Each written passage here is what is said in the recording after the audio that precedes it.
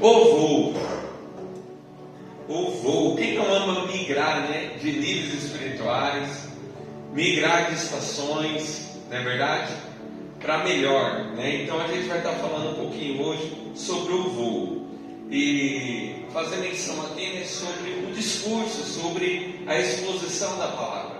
A gente sabe que a autoajuda, o nome já diz, né? Ajuda você chegar no lugar que você quer, porém não quer dizer que você viveu uma transformação, quer dizer que você chegou. O livro de autoajuda eu comparo com um vagão de trem, que você está aguardando ali na estação e, independente do estado emocional, financeiro, espiritual que você está, você entra nesse vagão. E a autoajuda, que é o vagão, te leva para o teu destino, porém do seu estado que você estava. O vagão não te muda, o vagão não provoca transformação, sim ou não? Ele só te leva. O livro de autoajuda, ele serve para te levar no seu objetivo, sem você viver uma transformação de vida.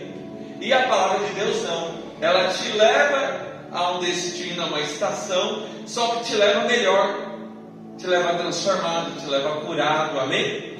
Te leva liberto. Por isso que eu amo a palavra de Deus, né? Ela sobrepõe qualquer tipo de livro de autoajuda, de psicanálise, de liderança, de performance.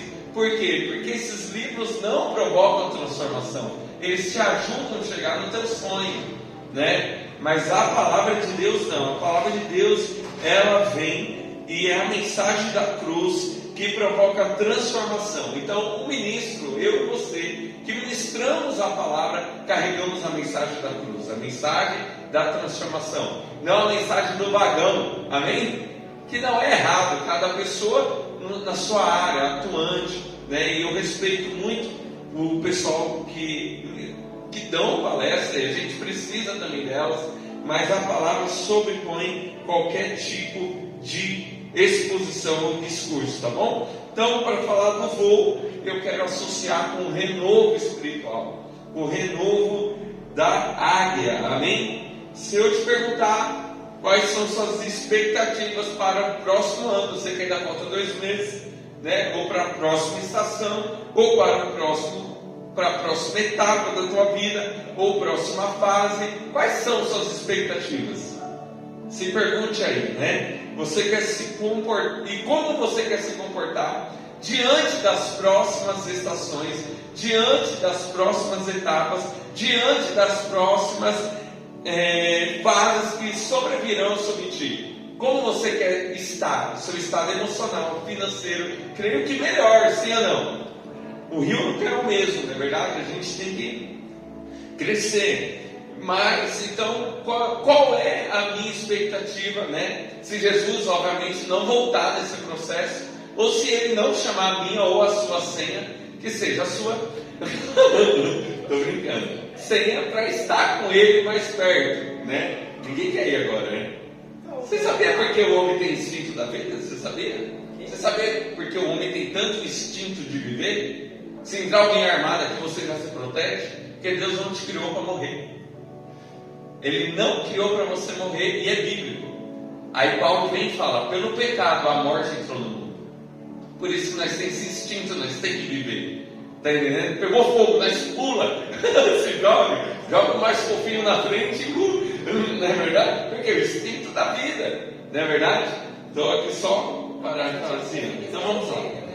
Como? O pastor tinha que defender suas ovelhas, né? O pastor dá a vida pelas suas ovelhas, né? É verdade. É verdade. Mas o pastor também tem o instinto da vida. Então vamos lá. Aí a gente quer estar numa condição melhor, sim ou não? A questão é que às vezes muda a fase, muda o mês, muda o ano e não mudou nada, sim ou não? Às vezes não muda nada. Não muda trabalhando às vezes na mesma empresa, realizando e frequentando os mesmos lugares, os mesmos amigos, e talvez você esteja cansado. Talvez alguém aqui não está vivendo algo novo na sua vida. Talvez alguém aqui, pelo contrário, está cansado de se deparar com com normal, sabe assim, não mudou nada, ganho o mesmo salário, frequento os mesmos lugares, né? Parece que eu estou vivendo a mesma coisa, estou até cansado de viver a mesma coisa. Quem já não passou por isso, ou se deparou, ou está se deparando, ou pior, né? Não vê resultado nenhum. Trabalha, se dedica, se empenha, se doa, né? Investe em algo e não está vendo o resultado. Bate o cansaço, bate a fadiga, bate o desânimo. Aí você fica se perguntando, né? O que está acontecendo? E não entende às vezes o porquê. Às vezes fica chateado, do nada, porque o que está acontecendo não é o que você previa, não é o que você esperava.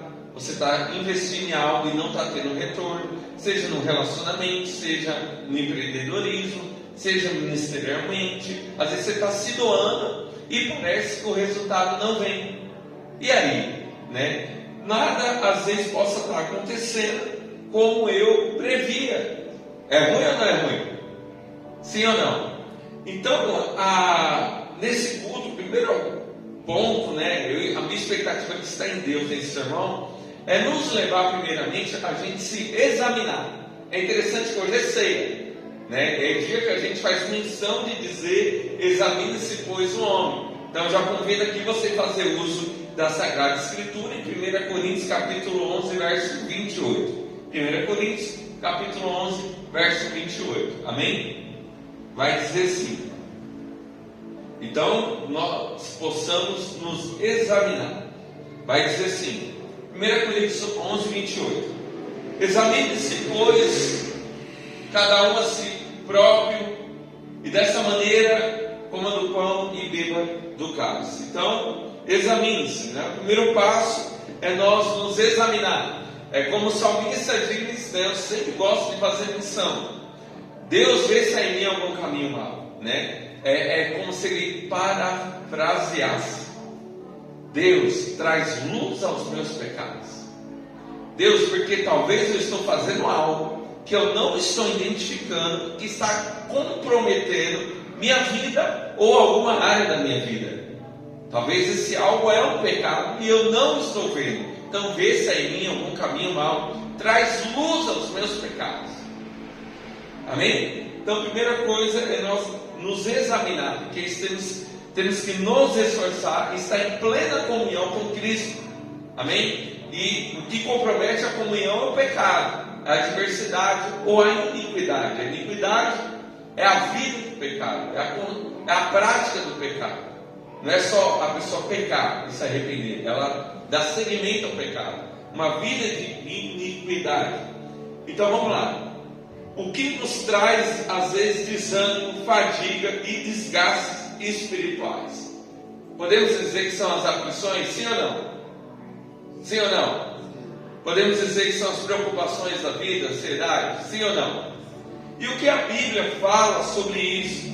E como eu posso dar um passo para viver um renovo do Senhor e sair dessa condição de desânimo, fadiga ou preocupação? Uma das respostas está em Tiago, capítulo 15, verso 13, e nós vamos ler aqui, que diz assim, 5,13: Está alguém entre vós sofrendo, ou aflito, ou desgastado? Faz o quê? Oração. O homem, para voar de uma estação que ele não quer estar, ele migrar, ele sair do cenário de preocupação, ansiedade, fadiga ou aflição, Tiago, ele dá um apontamento: está alguém entre vós sofrendo, aflito, preocupado? Faça uma oração. Não é ir lá não, irmão, eu vou orar, Senhor, né? Nem está com a mente na oração, nem está com o coração na oração. Faça uma oração. Deus, eu vim orar, eu vim clamar, né? Repreende essa aflição, repreende essa tempestade, da ordem à tempestade no nome de Jesus. repreende essa crise. Eu nasci para vencer, é profetizar, é declarar. Faça uma oração, né? Deus, a Bíblia não ia falar tanto de algo que ela não queria ou desejasse ver em nós, a oração. Sim ou não? A última palavra da Bíblia é um amém.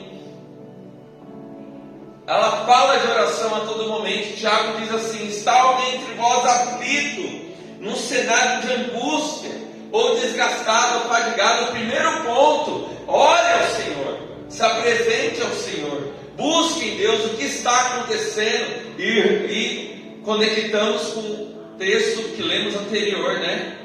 Vê se há em mim algum caminho mau. E eu faço isso em oração. Deus, traz luz aos meus pecados. Porque eu estou vivendo isso? Porque não está rompendo? Sim ou não? Porque eu não estou acessando?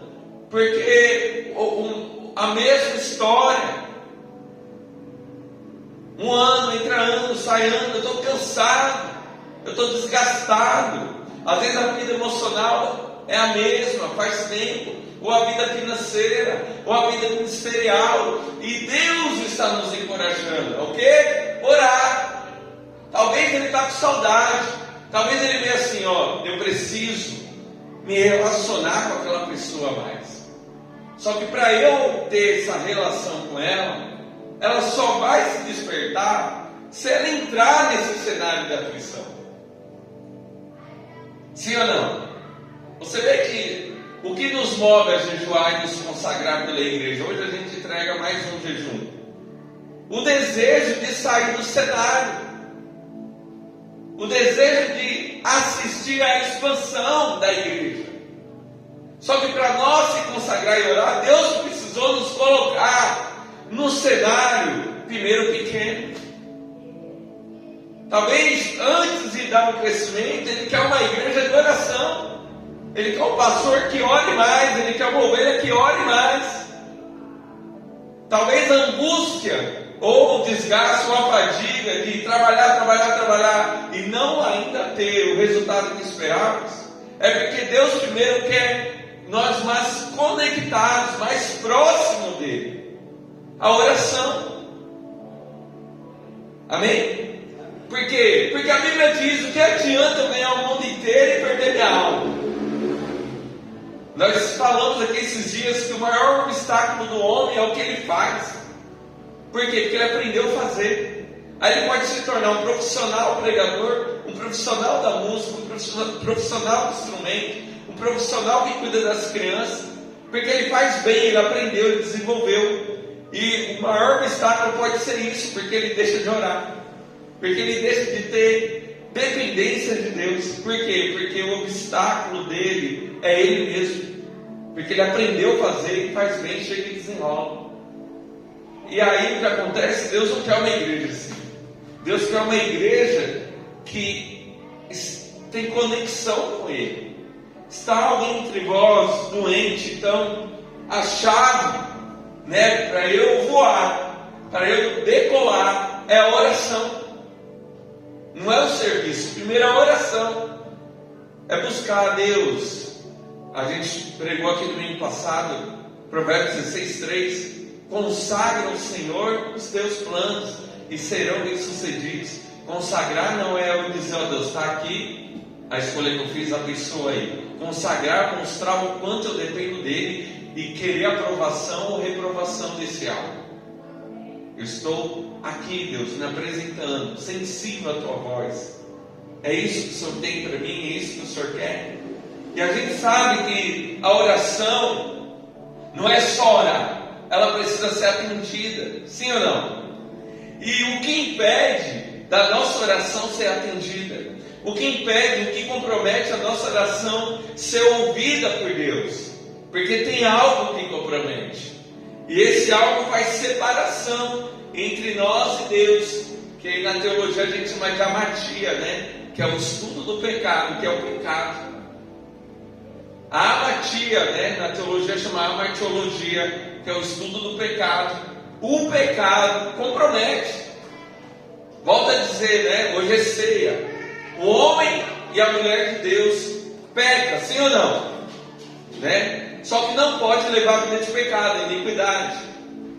Eu gosto desse exemplo. Se eu saio, discuto na rua, no trânsito, e estou aqui pregando e dei um exemplo lá, eu pequei. Só que se eu me arrepender de coração e pedir para Deus me ajudar a me policiar, Ele vai me ajudar. Só que se eu tiver esse hábito diariamente, semanalmente, eu estou em iniquidade, aí compromete o âmbito espiritual da minha vida, compromete a oração ser atendida.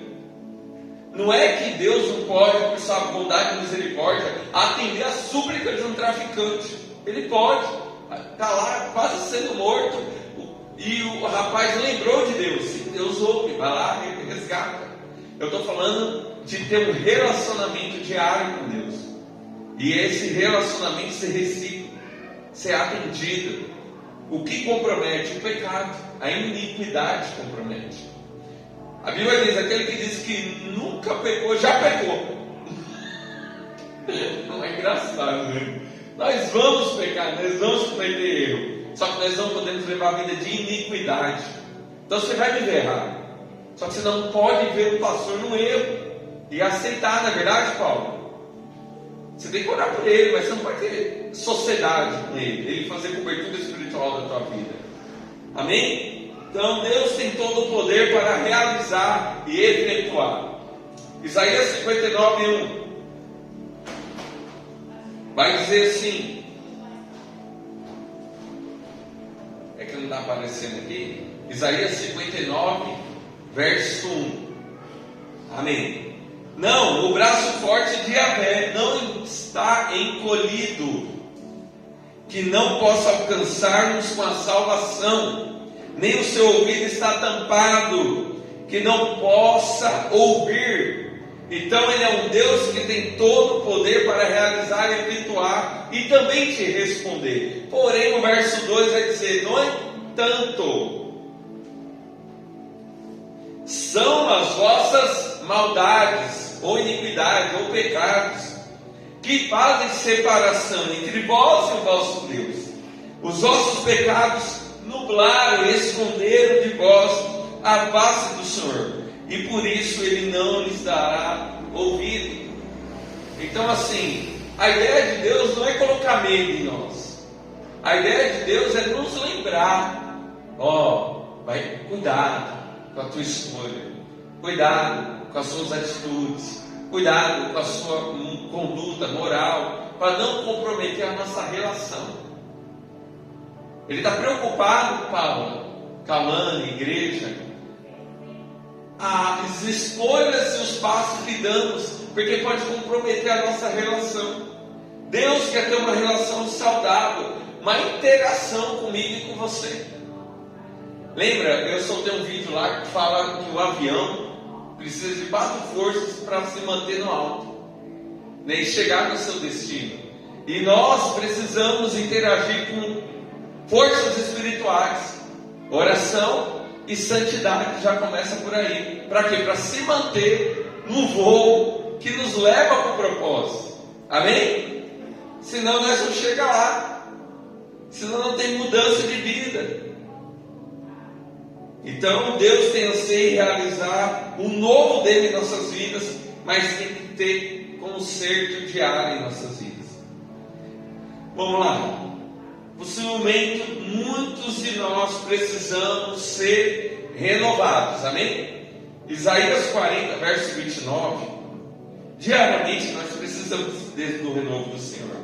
Isaías 40, verso 29 vai dizer assim: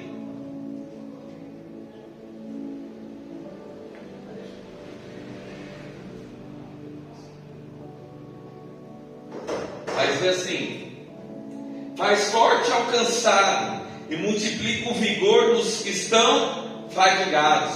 Deus é o Deus que faz forte ao cansado, multiplica o vigor dos que estão fadigados. Consegue passar aí? Até os adolescentes. Tem adolescente aí? Se cansam, até você se cansa, Paulo, e fica exausto, e os jovens tropeçam e caem. Mas aqueles que esperam no Senhor, está falando de posicionamento, renovam suas forças, voam alto como águias, correm e não se fadigam, caminham e não se cansam. Olha que lindo. A Jennifer fez menção do louvor dos oceanos, que falou de Pedro quando ele está sobre as águas, né? Porque ele está numa direção, ele espera no Senhor. Esperar em Deus é estar na posição. Só que, reparando a força do vento, ele teve medo. E quem estava de circunvizinho assistindo Pedro, só identificou uma coisa: ele vai afundar. E o que acontece? Quem espera em Deus é desafiador. Amém. Pedro está nessa condição. Ele está ali, está tendo medo, está sendo afrontado. E quem está assistindo vai afundar. É a mesma coisa quando você se encontra com uma promessa no seu casamento, na sua vida financeira, na sua vida ministerial, e tudo que o povo consegue ver vai afundar. Sim ou não? Será que ele não repara que eles estão falindo, que a empresa está quebrando, que o casamento vai dar em divórcio? Vai afundar. E os amigos de Pedro, companheiros de Pedro, identificavam isso: ele vai afundar. Mas os que esperam no Senhor renovam suas forças, porque o que eles não viam era Pedro com os olhos fixados no Mestre, porque a Bíblia diz que ele gritou: Mestre, salva-me. Então o povo não consegue ver que nós estamos com os olhos na direção de Deus. Ele só consegue ver assim: vai afundar. Olha a circunstância que está envolto dele ou dela. Vai afundar, não vai dar certo. Só que eles não conseguem identificar onde estão os nossos olhos. Eles não conseguiam reparar que Pedro estava com os olhos fixos no Mestre. Tanto que ele grita: Mestre, salva-me. Ele não grita Pedro não grita falando: André, joga uma boia. Felipe, estende o remo. Não, ele grita: Mestre, salva-me. Ele não olha para trás. E aí a Bíblia diz que imediatamente Jesus estendeu sua mão e o resgatou. E aqui mais os que esperam no Senhor renovam suas forças, voam alto como águias, correm e não se fadigam, caminham e não se cansam. Tem recompensa para quem se mantém esperando em Deus, na posição que Deus direcionou. Mas há um tempo para todas as coisas.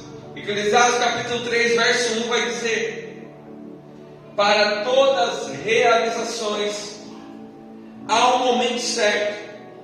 Existe sempre um tempo apropriado para todo o propósito debaixo do céu.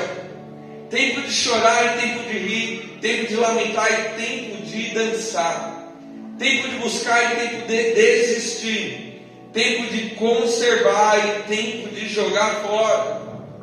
Verso 8 vai dizer: tempo de amar e tempo de odiar, tempo de lutar e tempo de estabelecer a paz.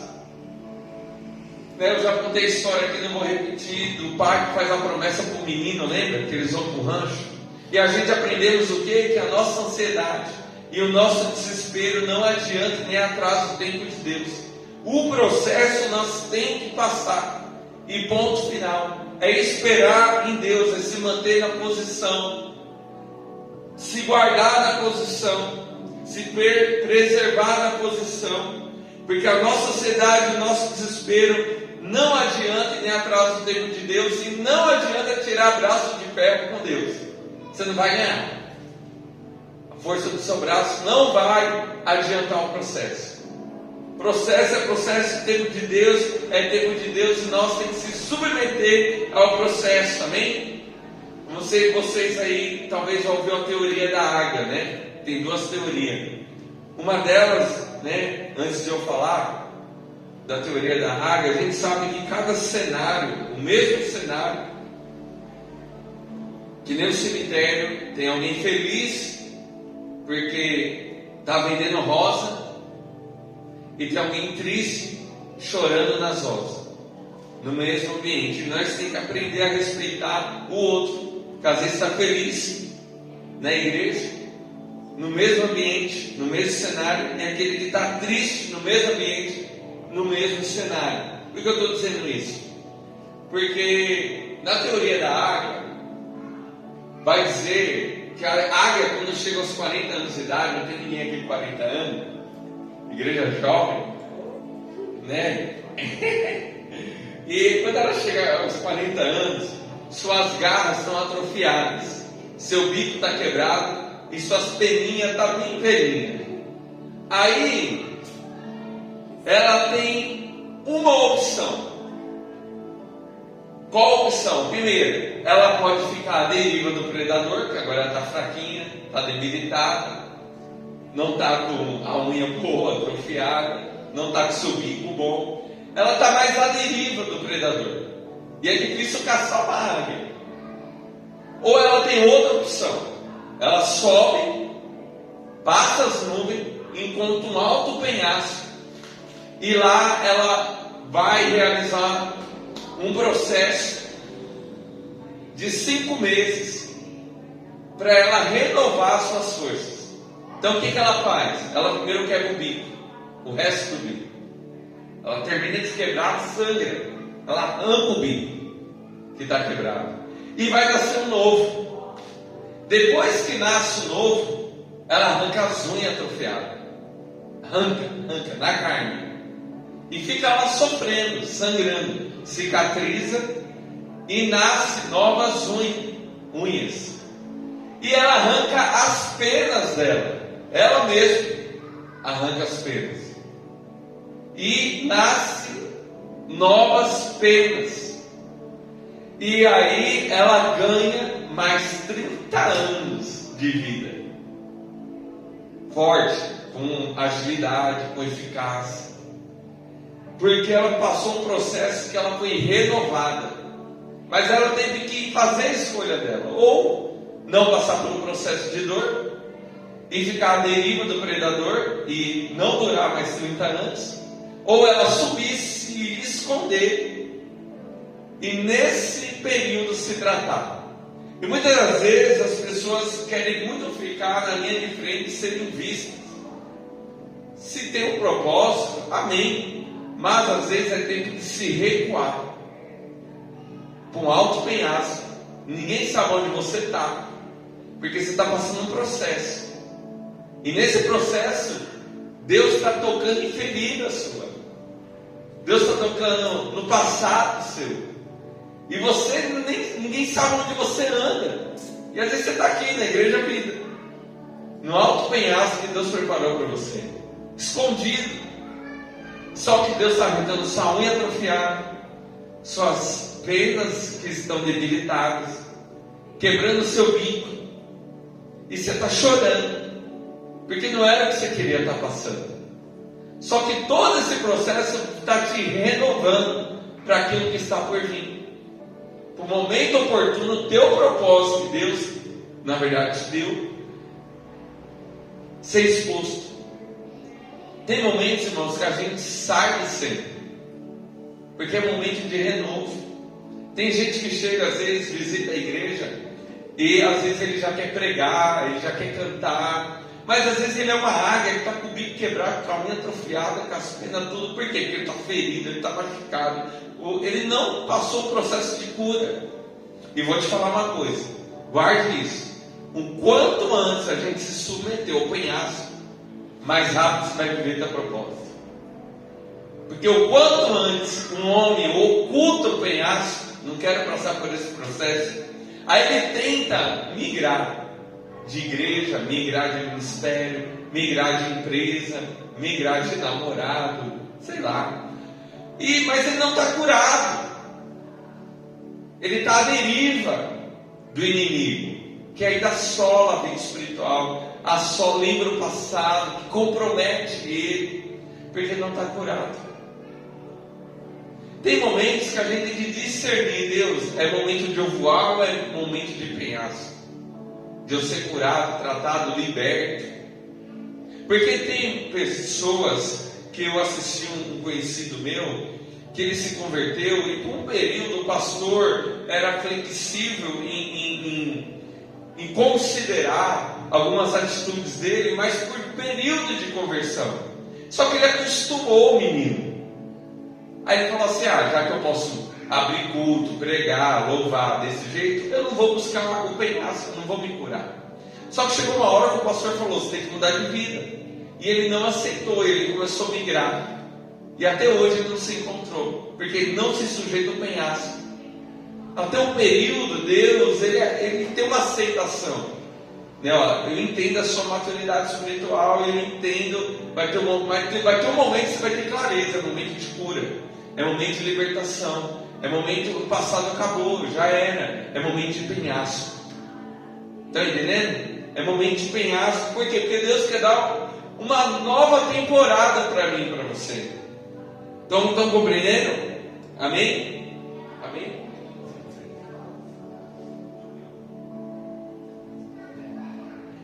Amém. Vamos lá. Então esse processo ele dura 5 meses.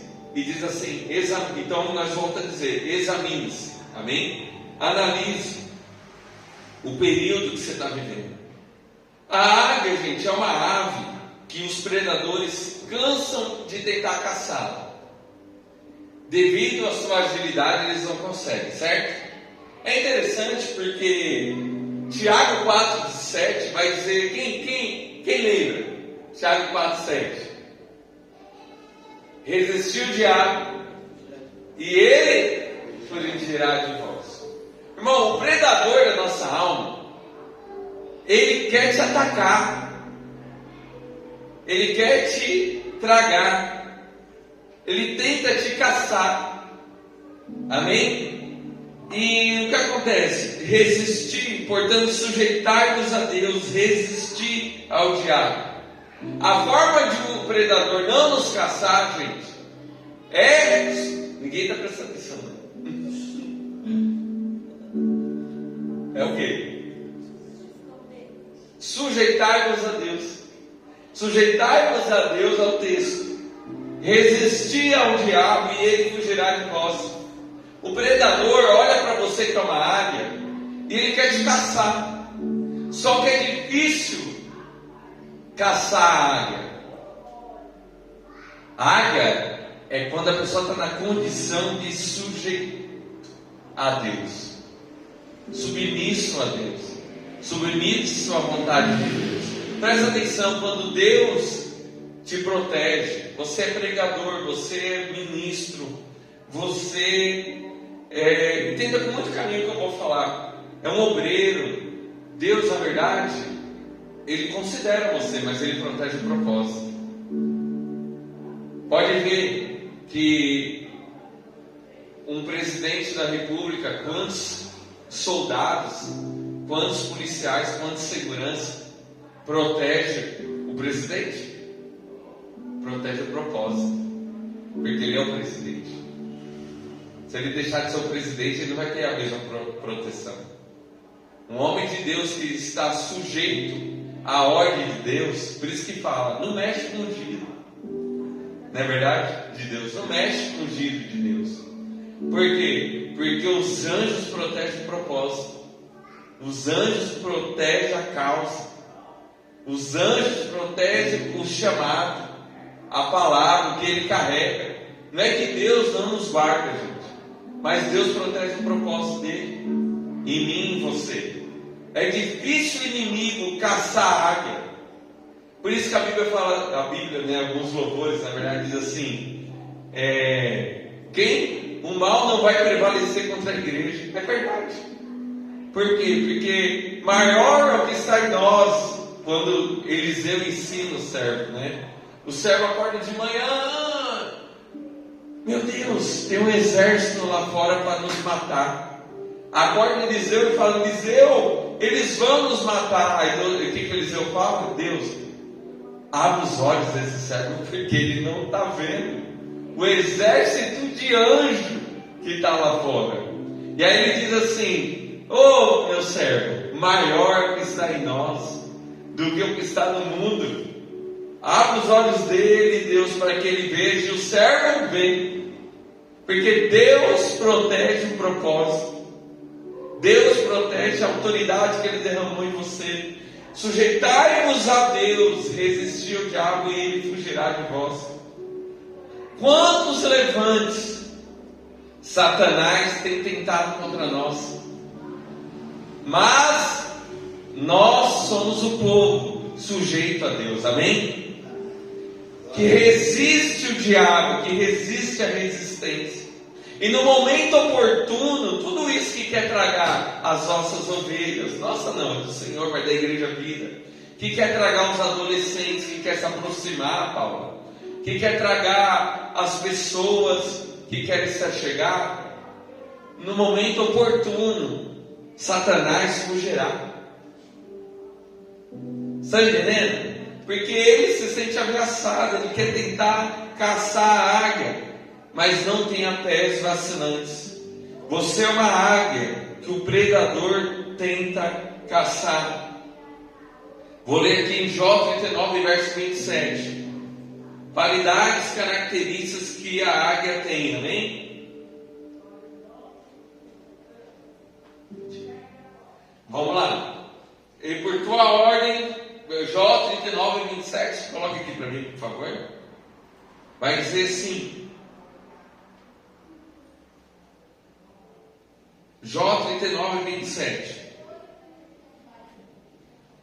Vai dizer assim: e por tua ordem que a águia se eleva e nas grandes alturas constrói o seu ninho.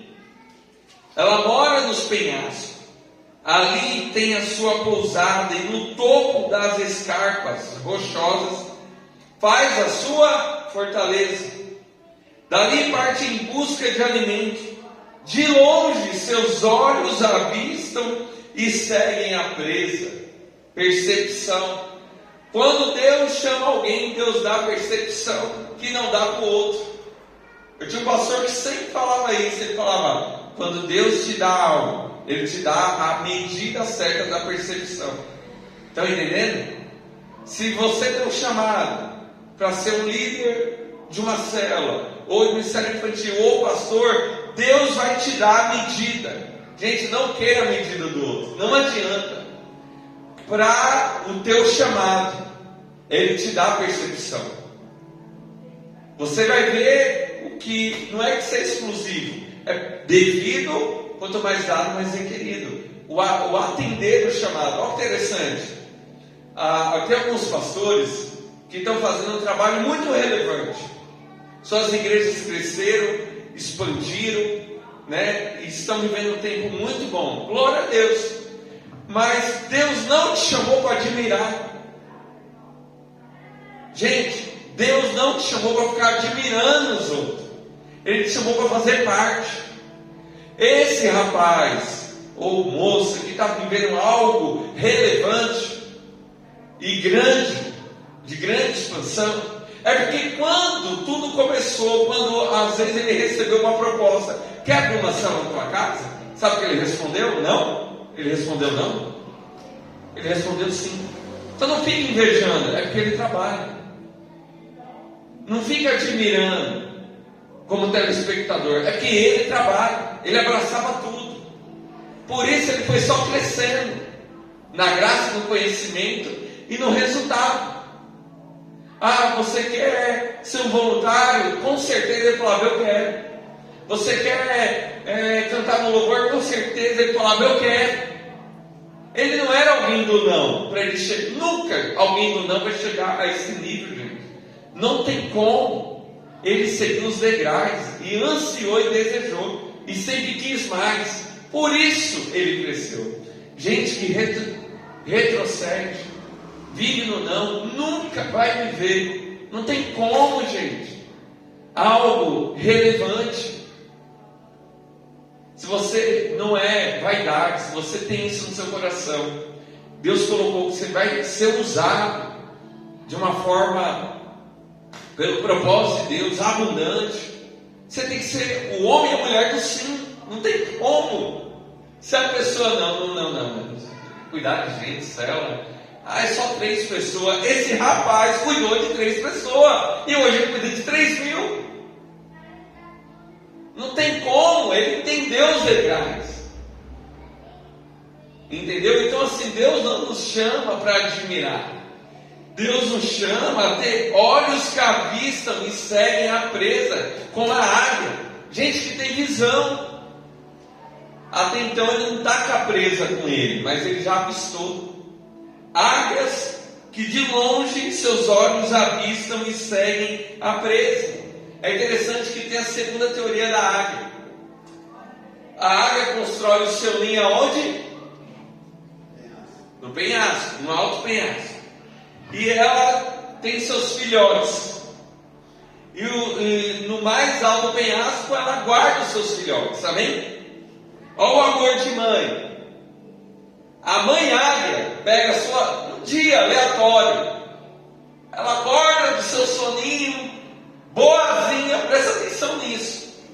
Abre suas asas e dá um tapa nos filhotes, para eles saírem do ninho e cair no penhasco. A mãe é legal? Sim ou não? Toda mãe águia faz isso, Paulo. Ó, tem um dia do tapa. Tem um dia que abre as asas e destrói o ninho. Chegou o tempo. Ela está comunicando ao filhote. Chegou o tempo de vocês saírem do ninho. Aí o filhote sai, imagina o filhote girando. Aí ele está caindo no penhasco. Aí sabe o que ele descobre no meio do caminho, gente? Adivinha? O valor das suas asas. É na queda que ele tomou da mãe águia que ele descobre o valor das suas asas. É quando destrói o conforto, o ninho, que ele descobre o valor das suas asas.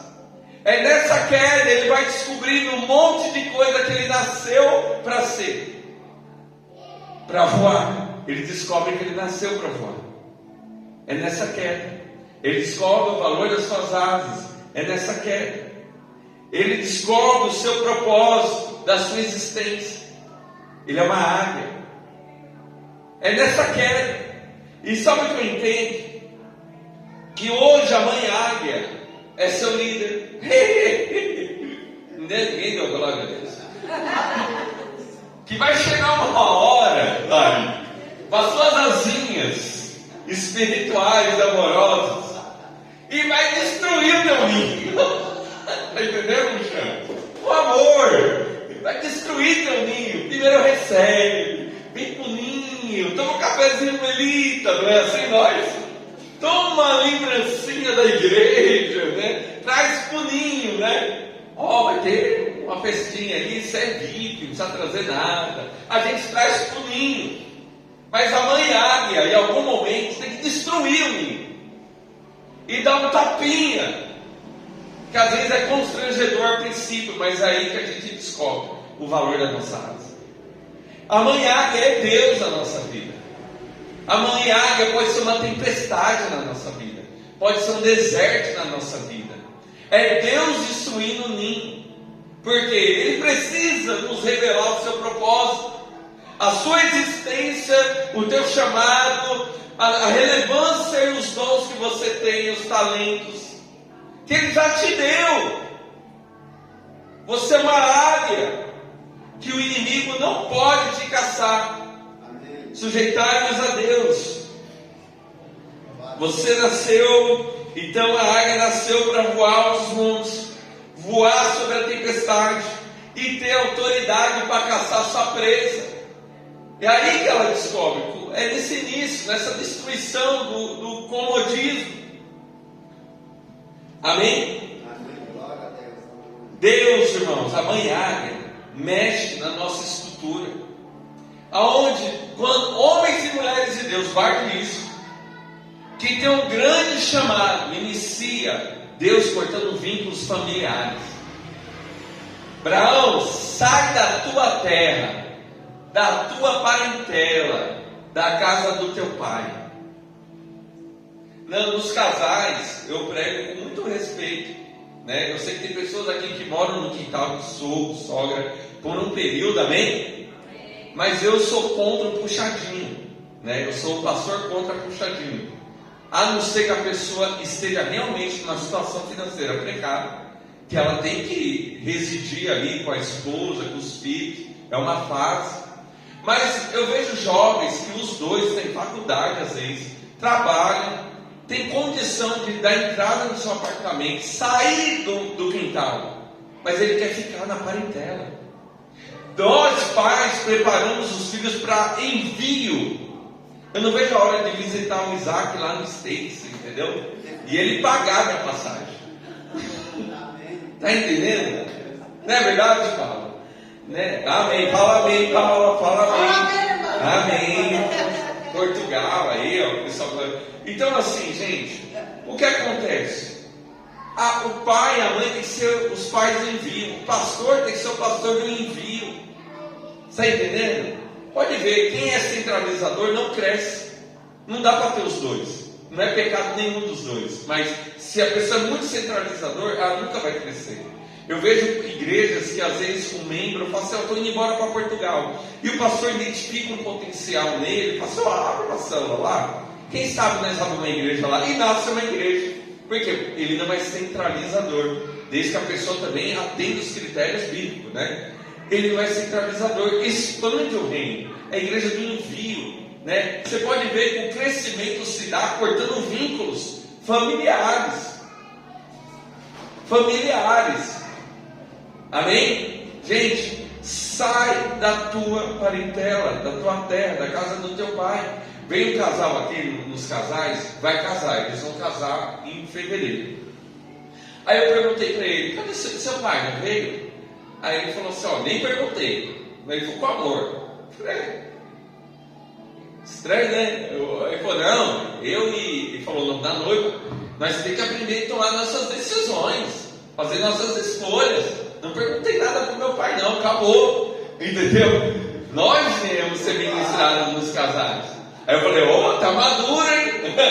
Eu falei para ele: por quê?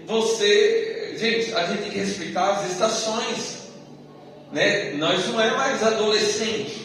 Nós amamos nossos pais, né, pai? Eu lembro quando eu vou para Jocum, meu pai entrou em choque, né? Não, estou indo embora. E não sei se eu volto não. Aí negaram meu visto lá em Angola, deu sorte. Até a Jéssica fala: graças a Deus. Em Angola eu gostei.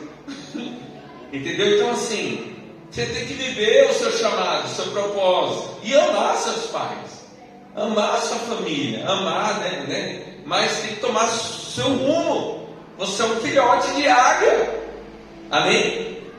Então, sai da tua parentela. Às vezes um ninho, gente, compromete o teu crescimento. Filhotes, vocês, cuidado com o ninho. Compromete o nosso crescimento. Quem fica no ninho muito, às vezes, né? Tem a mãe águia que é meio, precisa do psicólogo, né? Precisa abrir a asa, não quer abrir, entendeu? Não. E ela quer manter o filhote no ninho. Verdade. Ela quer manter o filhote no ninho. Aí Deus vai dar um choque amoroso da mãe águia para abrir as asinhas. E porque o filhote precisa descobrir o valor das suas asas, seu propósito de vida, seu talento, seu chamado, né? E a mãe águia fica: não, estou com bursite, no cartose, né? Aí Deus tem que ir lá e curar, fazer um milagre para ver se ela solta o filhote, com crescimento, com propósito, com a missão. Amém? Hoje vivemos um cristianismo onde muita gente não sabe quem é. Muitos não sabem porque foram gerados em Cristo. 1 Pedro 1,23, por favor. 1 Pedro 1,23 vai dizer assim: sendo de novo gerados, não de semente corruptíveis, mas da incorruptível pela palavra de Deus viva, que permanece para sempre. Fomos gerados de uma semente corruptível, mas da incorruptível pela palavra de Deus. 1 João 5,18. Parte A, eu vou ler. 1 João 5,18. É que não está aparecendo aqui, eu estou lendo. Obrigado. Ora, sabemos que todo aquele que é nascido de Deus não é escravo do pecado. Amém? E João 1,12. Mas todos quantos o receberam, foi-lhe dado o direito ou poder de ser filho de Deus. João capítulo 1, verso 22. Ou seja, aos que creem no seu nome. Muitos de nós não temos a ideia tamanha do que é ser uma águia, né? Do que é ser filho de Deus, né? Eu oro muito para Deus quebrar o sentimento de piedade, né, na vida do povo. Ele está vivendo um percentual muito alto de pessoas com aquele sentimento de piedade, né? Esses dias eu conversando com uma pessoa com muito amor, e ela narrando, né? E é uma verdade a humilhação que ela passou na mão de um pastor. E eu frisei, né, o que Deus tem colocado nos nossos corações aqui, e a gente sempre tem repetido: nós não somos exclusivos. Você não é exclusivo. Se o pai não poupou o filho, não vai te poupar. Então é só a primeira de muitas vezes que você vai passar por uma rejeição ou uma humilhação. E nós, como igreja, tem que se preparar e não levar isso para o coração. Porque se Deus não poupou o filho de humilhação e rejeição, nós vamos passar por descaso, por desdém, por humilhação, por rejeição, por afrontas. Faz parte do pacote. Quanto melhor, quanto mais eu estiver preparado, mais isso vai comprometer minha vida e vai me abalar, né? Eu falo assim, até saindo de casa, eu falo assim: hoje eu vou tomar 10 fechadas, 4 buzinadas, alguém vai me xingar, pronto, estou preparado. Entendeu? E vou para a rua. Então, por quê? Nós temos que começar a se preparar também para as coisas ruins. Isso aqui é a parte boa da fatia da pizza, não é assim. Tem que se preparar. Pode ser que eu vou ter aquela reunião, e pode ser que naquela reunião a pessoa se rebele ou leva algo para o coração. Eu tenho que estar preparado, não é verdade, Paulo? Para isso, por quê? Eu tenho que me preparar para o pior, senão eu vou falar assim: vou sair da igreja, vou sair do ministério. Não estou falando que a pessoa é obrigada a ficar no ministério, ela é livre, né? Ela tem que seguir o coração voluntário daquilo que Deus trouxe paz e clareza para ela, né? Tempo determinado ou indeterminado. Mas às vezes ela quebra a direção por causa de uma humilhação, de uma tensão que teve uma reunião. E não é assim. Nós temos que nos preparar para o pior também. Amém? Uma igreja, na verdade, eu falo assim: muitos membros estão sofrendo por falta de orientação. Ele fala: pastor, ele me humilhou, aquele líder. É verdade, ele te humilhou. Se prepara, porque pode ser que uma hora ou outra, né, Vitor? Eu, ou Vitor, ou Michel, a Jamile, fale algo que você se sinta humilhado. E até a gente se cair, se a gente errou, entendeu? E consertar isso. Talvez você não está preparado e já toma uma decisão precipitada e vai embora. Ou nem pisa em igreja nenhuma. Calma. Se prepare. Amém? Se prepare também para ouvir coisas que você não está preparado para ouvir. Você é uma águia, sujeito a Deus, né? E eu vou finalizar com uma história. E eu falei: Deus, eu conto essa história, eu não conto novamente. Não vou contar. Deus colocou paz no meu coração, que vem de um livro que chama Entre Galinhas e Águias, que lá narra a história, né, de duas crianças. Que, vamos lá, desde o início. Havia um ambiente rural com duas fazendas. E simultaneamente uma mulher grávida em uma fazenda e uma mulher grávida na outra. E que deram à luz quase no mesmo período. Passou os meses, passou os anos, as crianças estão lá brincando na fazenda, se avistaram, se aproximaram da cerca e se conheceram, e ali iniciou uma grande amizade, né? E passaram a brincar de forma contínua, rotineira, né? Juntas, quando chegava da escola, e foi passando o tempo, foram crescendo, se tornaram adolescentes. E um dia um resolveu contar o seu grande sonho para o seu melhor amigo no pé de manga, amém? E ele pegou e falou assim: meu amigo, meu sonho é virar veterinário e abrir uma ONG e ajudar os animais animaizinhos que precisam, que não têm condição de serem cuidados. E ele, uau, que sonho! Já que você contou teu sonho, eu vou contar o meu sonho.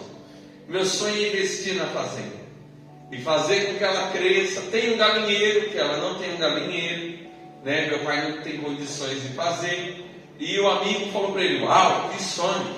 E aí foi passando o tempo, os meses, os anos, chegou na idade da decisão. E aí, o que você vai fazer da vida? Aí o que tem um sonho de veterinário falou, eu vou para a cidade grande, vou estudar, vou abrir um grande consultório e vou abrir uma ONG e vou viver meu sonho. E o outro falou, eu vou trabalhar para essa fazenda crescer. E aí, assim aconteceu. Foi para a cidade grande, o que se sonhava em ser veterinário, e o fazendeiro foi trabalhar para a fazenda crescer. O fazendeiro, então, um dia, passou anos, está lá cavalgando o seu cavalo, de repente vê um filhote de ave, e ele vê que está paradinho lá, ele desce do cavalo e vê que o filhote de ave está fragilizado, mas está vivo. Ele pega o filhote, leva para sua casa, ele nutre o filhote, ele medica o filhote, até esse filhote passar alguns dias e revigorar suas forças, está bem. Então ele pega a ave, olha para a ave e leva a ave para o galinheiro, porque na mente dele aquilo é uma galinha. E ele põe lá e solta no meio daquelas milhares de galinhas. Passou no meio da semana, ele recebe um telefonema do seu melhor amigo da cidade grande, que diz, meu amigo, estou de férias, quero ir aí visitar a fazenda, quero pôr a prosa em dia. E ele fica todo emocionado, feliz, ele pode vir, aí tudo bem, chegou o grande dia. Ele montou aquela mesa de café, o grande amigo da cidade chegou, começou a contar a sua história, os desafios que passou na cidade grande, mas venceu, superou, abriu seu consultório, abriu a ONG e tudo certo. Aí o fazendeiro, naquela expectativa de mostrar a fazenda, falou, agora é minha vez de mostrar a mudança e o crescimento, os resultados do trabalho aqui na fazenda. Subiram no cavalo e foram. E aí ele começa a mostrar o açude, né, o chiqueiro, e aí chega no grande galinheiro. Agora vamos entrar lá dentro. O grande galinheiro que eu queria construir foi construído. Aí eles entram, aí o amigo veterinário olha para a ave que está lá perdida no meio da galinha e diz assim, o que essa águia está fazendo no meio das galinhas? Aí ele fala assim, não, isso não é uma águia, isso é uma galinha. E aí começa uma discussão. Faltou atenção tomada. E aí ele falou, não, é uma águia. O outro, não, é uma galinha. Não, é uma águia. Aí o veterinário falou assim, meu amigo, pelo amor de Deus, entenda com todo amor, eu sou veterinário, isso é uma águia, olha o bico dela, a unha dela. Aí o fazendeiro ficou olhando para a ave e a ave ciscou. Ele, falei para você que é uma galinha, ela está ciscando. E aí ele fala assim, ciscou porque está entre galinhas, está comendo essa ração porque está entre galinhas. Você está mantendo ela no ambiente que não é dela. Se você jogar ela no alto penhasco, ela vai descobrir o valor da sua asa, ela vai entender que ela nasceu não para comer ração, mas buscar a sua presa. Ela vai entender que ela nasceu para voar no alto penhasco, que é acima de tempestade. Só que você está mantendo ela num ambiente que não é para ela. E isso Deus nos ensina, né? Salmos 1:1 diz, não se assente à roda dos encarnecedores. Ele está dizendo assim, há poder na ambiência. E a ambiência, onde você mais investe o seu tempo, tem poder de te moldar. E talvez muitos cristãos estão se portando como galinha, ciscando como galinha, comendo ração de galinha. E é a águia. É a pessoa que poderia ir além. É a pessoa que poderia avançar mais e construir projetos significativos, relevantes, direcionados por Deus, avançar no seu crescimento. Mas talvez alguém está te mantendo em um ninho. Alguém está forçando talvez a barra e te segurando em um ninho.